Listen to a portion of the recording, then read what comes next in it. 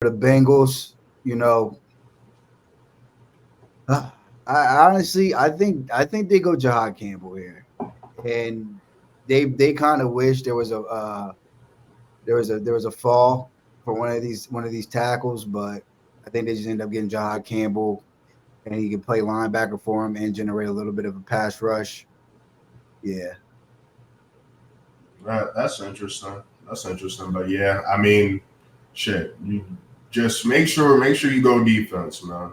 Make sure you go defense, and maybe y'all won't start 2-6 again. Or whatever they were. Um, with the Seahawks, for them, I'm going to go.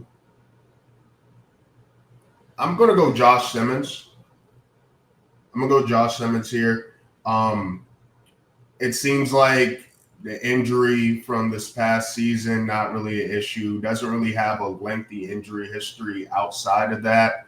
Wouldn't be surprised if he's one of the better tackles in this draft. Um, and you got to protect Sam Darnold. You're retooling. You got to retool that offensive line as well. And Ohio State kid, man. yeah. I mean, the guys that kind of scout for the Cowboys Twitter, and they do all the hard work. So we know what the hell's going on in our draft. They actually been saying that Josh Simmons is the left tackle one in this draft. They're like, yo, like he's the left tackle one in this draft. He is the best left tackle. So if he's able to fall this far due to the injury, I think um, Seattle will have that position solidified for a few years to come. Here at 19, I think this is where Will Johnson's stops. I still don't trust the player, but I mean, I think the Bucks are going to take the risk. Yeah, they need to address that secondary. I mean, their offense was lights out, so this has to be different defense. If not the secondary, I can see Jahad Campbell going there as well, potentially if he doesn't go earlier, like to the Bengals as you did.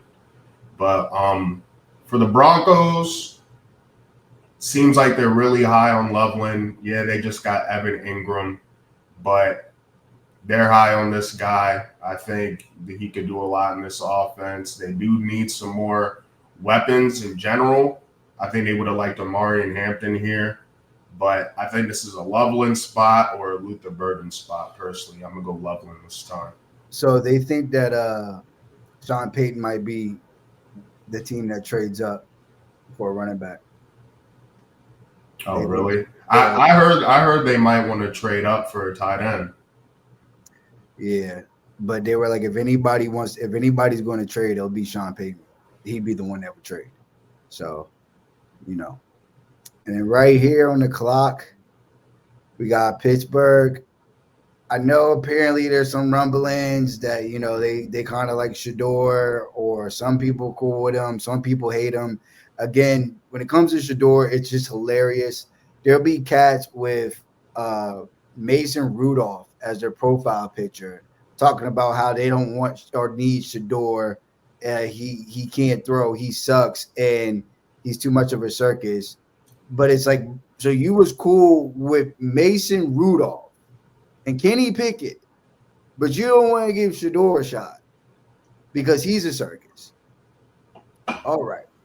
Okay. Now with the Steelers, I wonder if they're picking based off like they're assuming Aaron Rodgers isn't retiring, he's not going to the Vikings. They want to appease him by either making the defense better or continuing to improve the offense in some way.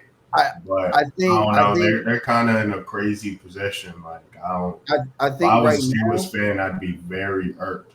yeah, yeah. Oh, for sure. But I think right now the Steelers organization, I think they're moving like we not wait like they might be waiting on Aaron Rodgers, but we're not drafting like we're waiting on Aaron Rodgers. We're waiting on Aaron Rodgers today. We'll wait on him even tomorrow, probably. But by the day of the draft, we not moving like we're not letting Aaron Rodgers hold us up Dictate. or stop our flow. So I think honestly, I could see them going running back too. I could see them picking up like Travion Henderson here. I can see them. I mean, they've done it before. Najee was picking the 20s. We'll give him Krayshawn. We'll give him Jenkins. We'll give him Judkins. We'll give him that. Judkins. Yeah, we'll give him Judkins. But like I could see them getting a running back.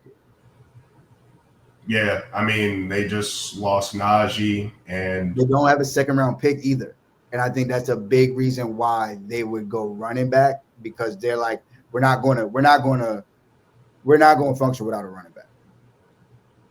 Yeah, I mean, you're not going to function without a quarterback too, but it's also like, do you want to go with a quarterback that you're not in love with? You don't have a second round pick, because of the DK trade. So yeah, I think running back is pretty realistic. You get your pick of them here, but I don't know. If I'm the Steelers and I know I don't have a second, I'd probably just make sure I did my homework and see who's going to be there in the third potentially. But I think there's going to be a run on running backs in the second anyway. We'll see. Now with the Chargers,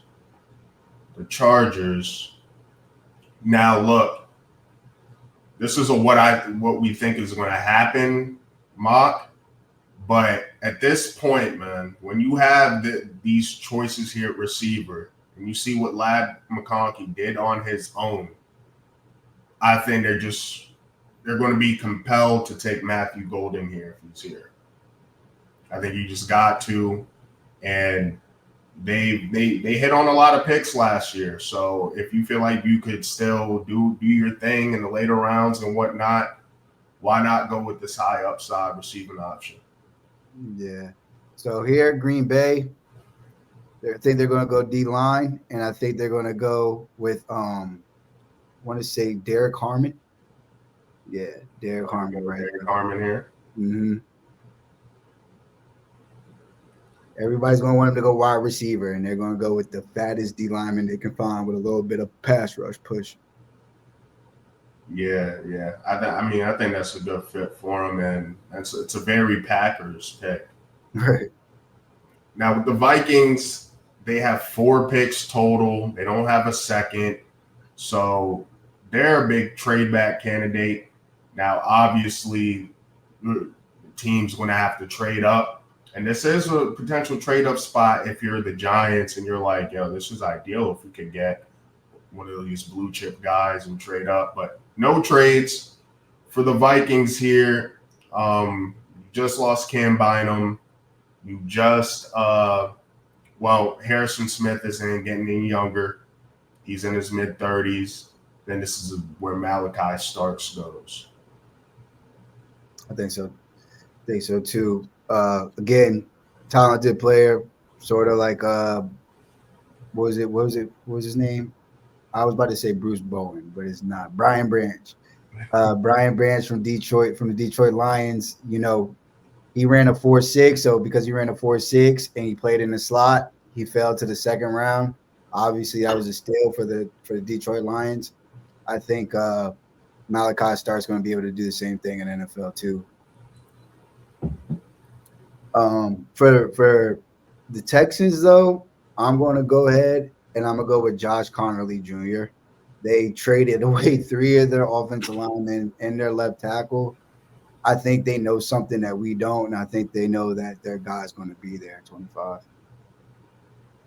Yeah, for sure. They have to have like who they want in mind. Yeah. They have to be pretty confident in that. Right. There had to have been a few of them there that they're like, oh, yeah, one of the linemen are going to be here at 25. We're not going to be wiped out. So, yeah, I think it's Josh Conerly. All right, with the Rams, now a lot of options that I like for them are off the board. In terms of defense, anyway. So for them, I know their center is a guy that they got in the 6th round last year. I think his name was like Bo Limmer or something like that. I think that Gray Zabel could play center, but you could also move him around to one of the guard spots. And I just think it's a solid fit for him. You address the receiver position. really wanted to get rid of Cooper Kupp, brought in Devontae Adams. You got to protect Matt Stafford. And the Ravens do it again, man. They just do it again. Tyler Booker here at guard, starting guard for Alabama. I think he just goes ahead and insert him in day one, set it and forget it. All right, with the Lions, I think with the Lions, they want to address the pass rush. Unfortunately, what happened with Aiden Hutchinson last year is that Darius Smith was a Band-Aid, no longer on the team. I think this is where they go Donovan Ezraku. All right. Now here's where I'm gonna switch it up a little bit because I do actually believe, and I'm going to probably place a bet on him to get drafted in the first round. I believe linebacker Caleb Schlesinger out of UCLA will be the pick for the Washington Redskins or Washington Commanders. Excuse me. Really? What's Yeah. your So reaction at all? he's a stud. The only thing is he only played this year. This is his first season playing, and basically he averaged 11 tackles a game. He's the last 3 down all around linebacker in the entire draft that isn't 27 years old. So like, you know what I mean? And it's just like it's due to the value. Like we got a Mario Hampton going higher than some people expect him to go, but the reason he might go high is because he's the last 3 down all around back in this draft. There's a bunch of good backs in the draft, but he's the last 3 down all around back in there outside of Genty. And I think the same goes with Carson Schlesinger, where one of these teams that are desperate for an inside linebacker is going to overdraft him because they know he's the only one basically. And he averaged 11 tackles a game last year and was just all around the ball, could read defenses, playing zone, dropping back into coverage. He's going to go higher than expected, I think, the first round, but I know for a fact that Washington is high on him and they had him in for a visit. And there's no way that they had him in for a visit because they thought they could get him in the second round. Yeah, I think we brought him in for a visit too. And I mean, it makes sense. They just were in the NFC Championship and, we're getting gashed by Saquon. Besides his tackling ability, he's great at stopping the run. And I think it's him, Jod Campbell, and there's kind of a drop-off there when it comes to off-ball linebacker. When it comes to Jalen Walker, I think his off-ball linebacking instincts and just all-around game needs a little bit of work. I think he's more of an edge rusher, so it makes sense to me. Yeah, like at the end of the day, you're getting Jalen Walker because it's like, okay, we're depending on that blitzing, that edge rushing. Like that's part of the reason why we're selecting. You're selecting this guy like, all right, 3 down in the middle of our field running our defense. And it's just kind of there's only 2 of them in the draft that I've seen or I've read on. So I just think he's going to go higher than people expect him, and I'm going to place a bet on him.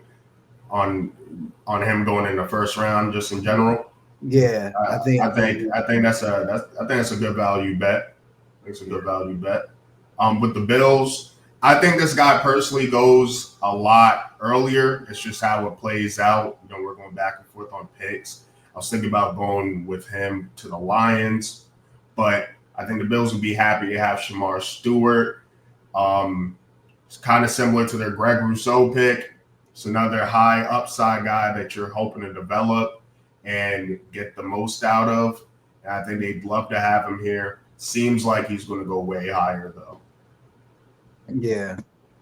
I mean, again, Shamar Stewart, one of those players that Dane Brugler has rated way higher than even PFF does. Let me see where he's at. Yeah, he's ranked 9th. Mike Green's ranked 10th. So like he's again just one of those players where the NFL, they love his potential, so he's going to be drafted higher than we probably expect to hear his name. So don't be surprised. But yeah, right here we're going with the Chiefs. They lost a tough one, but I think what they're going to do is draft offensive line.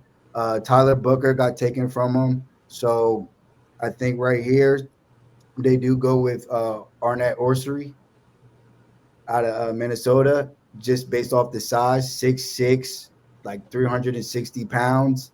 I think the Patriots are sick because they wanted him to fall to them, but yeah, I think this is where he goes right here. I feel like they'd probably go Donovan Jackson personally, just to replace Joe Tooney, but you know, could easily happen. With the Eagles here, with the Eagles, I think they're not against guys with some character concerns. I mean, they were willing to take Jalen Carter. This guy doesn't have that legal concern. This is more about attitude, personality. Feel like they could bring this guy in and kind of have him adopt this Eagles culture and kind of overwhelm whatever those concerns are. I'm having going James Pierce here with the 32nd pick, and shit might be a steal for him. Yeah, hopefully him and Jalen Carter kamikaze the locker room though. You know what I mean? Fingers crossed. Nah, for real. Fingers crossed on that for real.